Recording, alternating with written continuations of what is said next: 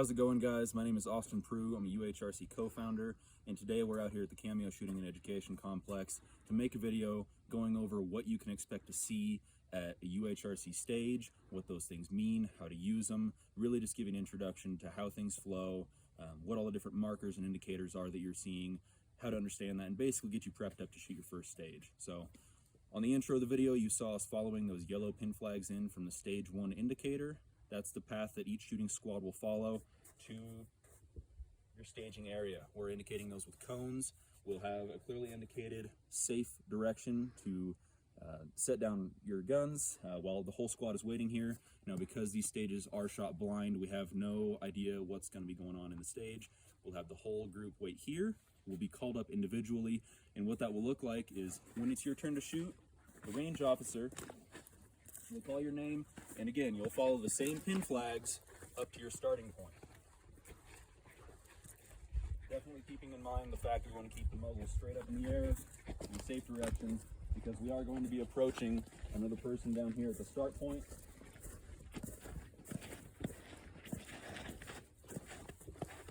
Now, at our local matches, we have been indicating or marking start points with these two yellow pickets. This is the spot where your range officer for the stage will be waiting for you and calling people up. This is the point where your stage will begin from. Now, there will be an allotted time to travel from the staging area to the start point. If you get here before that time is elapsed, they're usually pretty generous. You'll have time to catch your breath, get all your gear situated. When it looks like you're ready to go, the range officer will indicate for you to load and make ready, which is where you'll insert a magazine into the rifle, put your chamber flag out, which I actually have in my gun right now. And when it looks like you're ready to go or your time has elapsed, the range officer will start your stage. So from the start point, you'll hear the timer go off, which means that your 182nd stage par time has begun. Now, every stage will have that same 182nd par time. However, your stage officially finishes at that point or at the point which you hit the final target for the stage.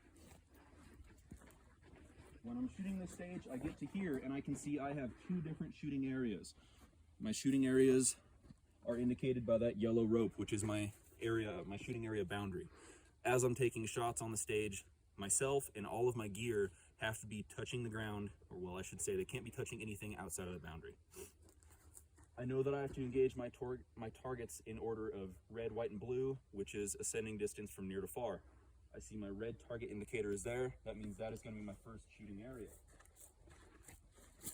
So during my stage, I approach the red target indicator, and the way these are intended to be used is if I stand directly behind this indicator and use that as essentially an arrow, I can just start low with my binoculars and come straight up. Boom, there's my red target indicator with my associated target. That'll be the first one I engage. I'll assume a position to engage that target, take my shot there. I know that my white target indicator is here, so what I'll probably do while I'm shooting the stage is once I found that target, I'll likely come to here, do the same exact thing. Start low, trace a straight line up. Okay, there's my white target indicator and the target.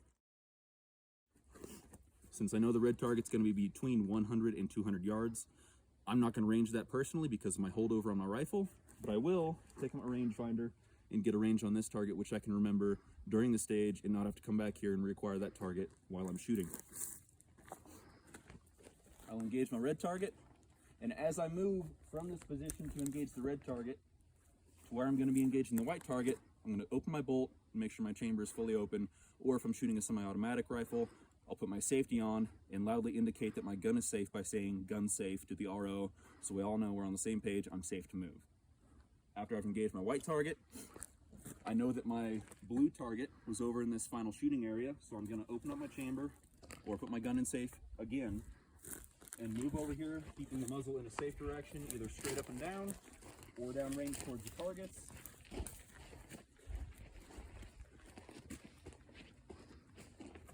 And again, for a final time, take my binos out, a straight line up from where I'm standing, and my blue target indicator and my target.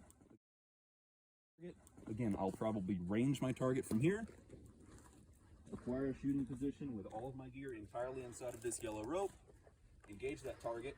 When I'm finished, which means I've hit that last target, or I time out at 180 seconds, I'll indicate that I'm done. The RO will take a look at my time. I'll put my chamber flag back in my rifle, and I'm done for the stage.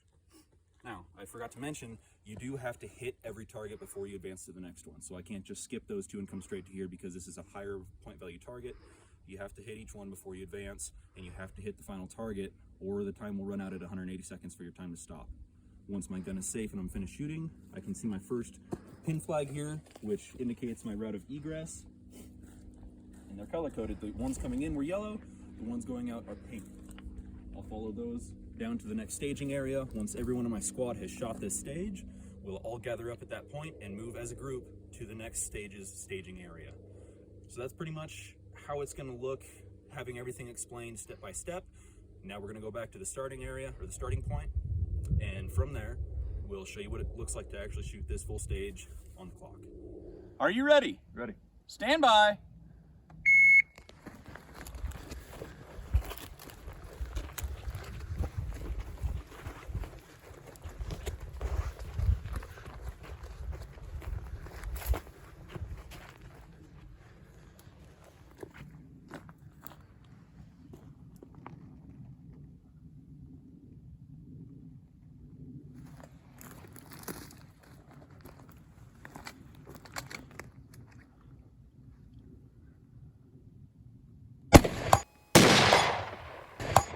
Impact!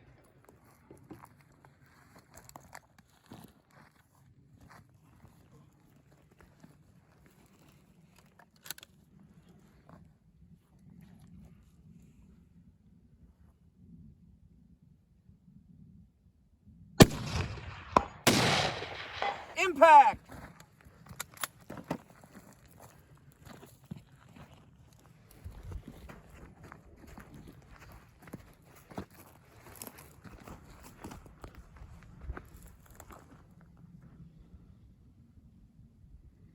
There you are.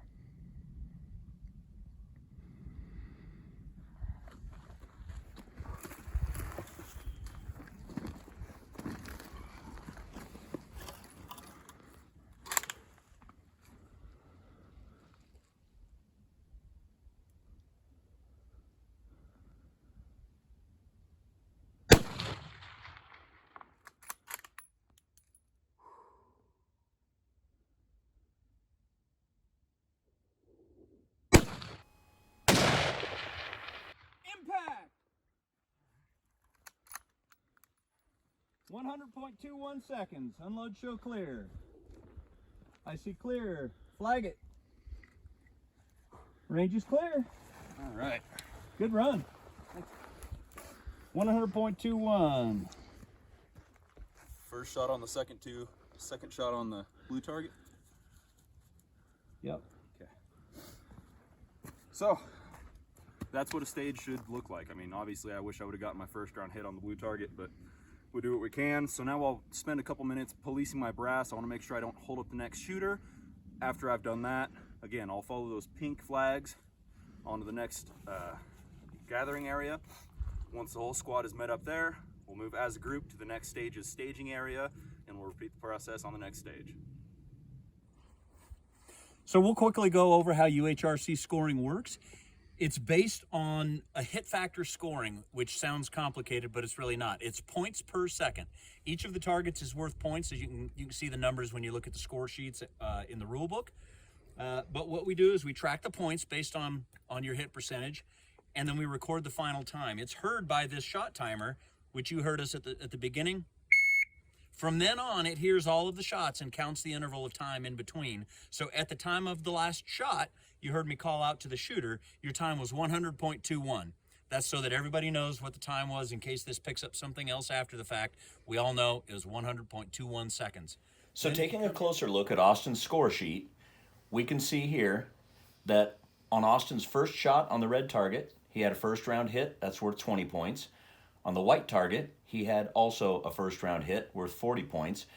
On his blue target, he had a first round miss, but he had a second round hit, so it's now worth 40 points. What we'll do is we'll total up the points, 40 plus 20, and record the total points right here, 100 points. Austin didn't have any penalties, so we don't deduct any points from his total point score. His final time score, as we called off from the timer, was 100.21. His final stage hit factor for stage 1 is going to be taking the total points, 100, divided by the total time, 100.21. We multiply that times 10, so we end up with a positive number above the decimal point of 9.98. Austin's total score for the entire match would be adding together the stage hit factors for stage 1, 2, 3, 4, and 5, and recording that added point total here in the final score box.